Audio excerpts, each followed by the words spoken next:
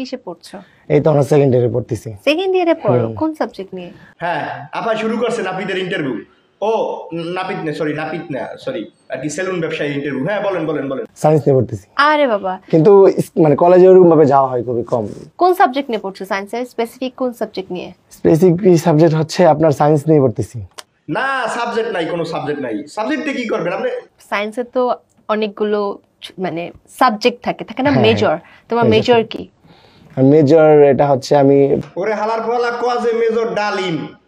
পরীক্ষার সময় পরীক্ষা দিই তো, এটা আসলে মানে বলা হয়।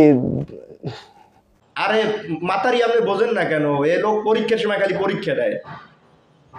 সাবজেক্টের কথা জিজ্ঞেন কি জন্য?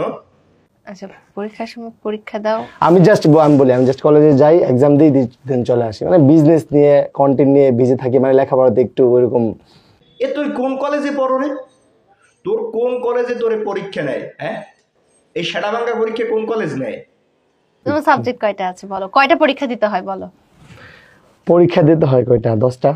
ও জাস্ট একটু আর মাথাটারে খাউজ হইলে আর আন্দাজে কইয়ে দিলে 10টা। হালার পোহালা এককাল আন্দাজে কইস 10টা, তার মানে 10টা সাবজেক্ট। নামগুলো জানো 10টার? না, নাম জানি না, বললাম না, ওই যে স্টাডি নিয়ে ওইরকম ভাবে আসলে বিবেচনা আচ্ছা করা হয় ঠিক না। আছে। মামুনি থাক আর এই মালের ধরেন না, আর পারবে না পারবে না পারবে না, আগুইবেন না।